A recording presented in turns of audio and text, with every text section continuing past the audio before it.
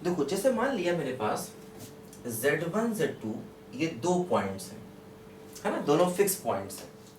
जैसे वहां पर S और S डैश थे ना, तो यहाँ पर ये हमारे Z1 Z2 ये दोनों फोकस हैं।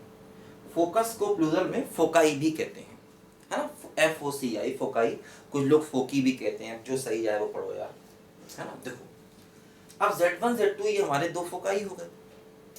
अब देखो क्या हुआ, अगर हम एलिप्स की बात करेंगे तो हम क्या करेंगे, देखो यहाँ पर ये ऐसे करके एक पॉइंट Z मान लेंगे, है ना, एलिप्स के ऊपर, और इसकी इन दोनों से डिस्टेंसेस का sum mod of Z minus Z1 plus mod of Z minus Z2, है ना, इन दोनों डिस्टेंसेस का सम मान लीजिए कांस्टेंट हमने रखा, ठीक है। तो अब देखो ये कांस्टेंट जो है मतलब 2a हो गया। ये जो हमारा k है एक्चुअली ये k ये वही डिस्टेंस है जो 2a यहाँ पर थी, है ना, तो इसको हमने यहाँ पर k मान लिया कांस्टेंट, ठीक है, k हो गया, मतलब यही हमारा k हो गया। अब ध्यान देना ये जो k है ये s और s डैश के बीच की डिस्टेंस मतलब mod of Z1 minus Z2 से ज्यादा होना चाहिए, है ना। देखो ये जो हमारा 2a है मतलब k जो है ये k डिस्टेंस Z1 Z2 के बीच की डिस्टेंस से ज्यादा होना चाहिए। जैसे हमने देखा था 2a जो होता है वो s और s डैश के बीच की डिस्टेंस से ज्यादा होता है, वही चीज यहाँ पर भी है ना। तो ऐसे केस में ये हमारा एक इक्वेशन ऑफ एलिप्स कहा जाएगा, है ना, जिसमें ये Z1 Z2 हमारे फोकाई हो जाएंगे और k हो जाएगा इसका मेजर एक्सिस की लेंथ, k हो जाएगा इसके मेजर एक्सिस की लेंथ। अब देखो एक बात यहाँ पर ध्यान दो, जैसे इसमें k जो है ये Z1 माइनस Z2 के बीच की डिस्टेंस से ज्यादा होना चाहिए, है ना। अगर मान लीजिए हमने k को mod of Z1 minus Z2 ले लिया, अगर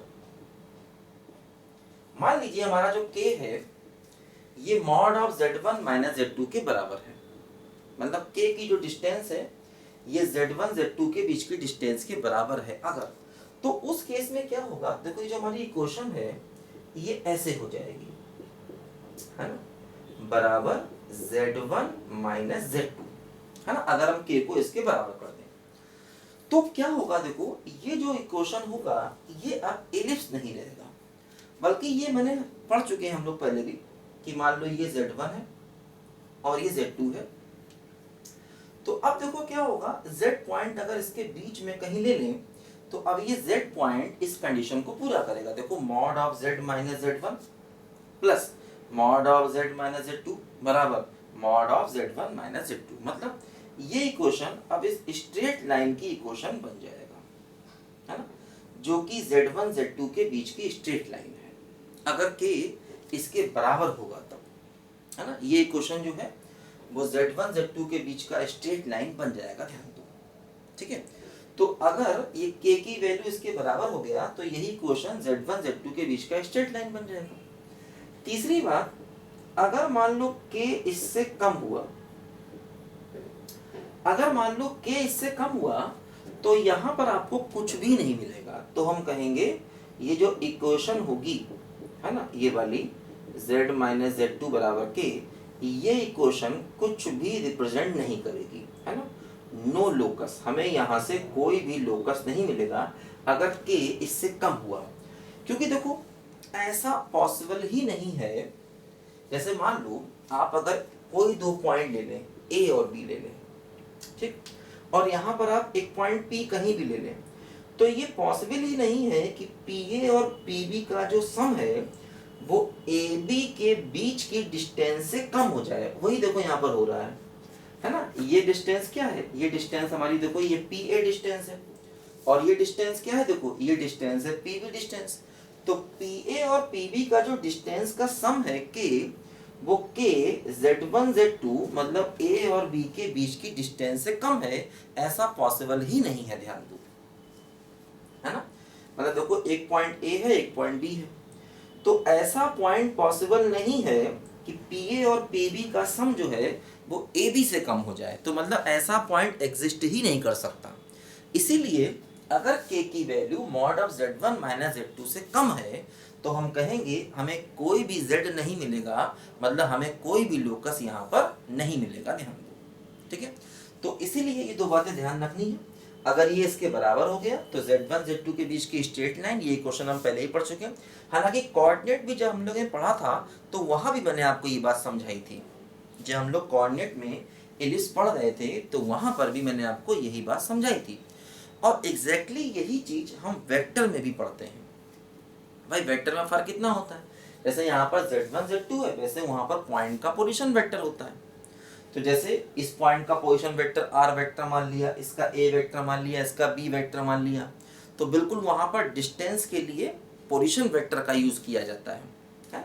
जैसे यही चीज बिल्कुल हम लोग वेक्टर में भी ट्रांसफर कर सकते हैं, है ना। यही इक्वेशन, जैसे कि मान लीजिए आपके पास एक पॉइंट a है, इसका पोजीशन वेक्टर a है, एक पॉइंट b है, इसका पोजीशन वेक्टर b है।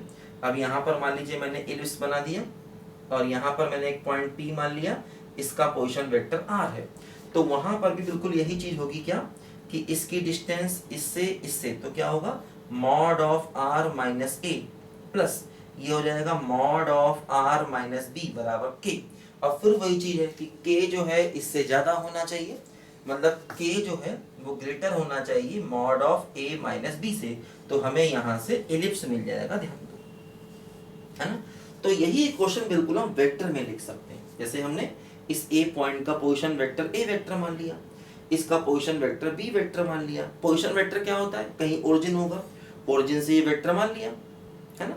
इसका पोजीशन वेक्टर a वेक्टर मान लिया, इसका पोजीशन वेक्टर b वेक्टर मान लिया, इस जनरल पॉइंट का पोजीशन वेक्टर r वेक्टर मान लिया, इसे हमने p कह दिया। तो फिर वही है कि pa डिस्टेंस मतलब mod of r minus a plus pb distance mod of r minus b equal to k। k क्या होगा, k a और b के बीच का डिस्टेंस यानी k greater than mod of a minus b होगा। जो k होगा वो a b के बीच के डिस्टेंस से ज्यादा होगा। तो यही इक्वेशन हम वेक्टर में लिख सकते हैं, यही कॉम्प्लेक्स नंबर में लिख सकते हैं, और यही इक्वेशन मैंने अभी आपको लिख के दिखाया था कि भाई हम लोग इसी इक्वेशन को बिल्कुल कोऑर्डिनेट में भी लिख सकते हैं, डिस्टेंस फॉर्म में। क्योंकि देखो डिस्टेंस निकालने के अपने पास तीन तरीके हैं, एक कोऑर्डिनेट वाला मेथड है, एक कॉम्प्लेक्स नंबर वाला मेथड है और एक वेक्टर वाला मेथड है। तो जहाँ जहाँ डिस्टेंस निकाल सकते हैं वहाँ वहाँ ये सारी की सारी इक्वेशन अपने आप ही आ जाएंगे, है ना। तो ये बात ध्यान देना, ये हमने एलिप्स की इक्वेशन को यहाँ पर डिटेल से पढ़ा। z1 z2 ये कोई भी दो गिवन पॉइंट्स होंगे, ध्यान देना, ठीक है। देखो जरा बच्चों पहले ध्यान से इसको,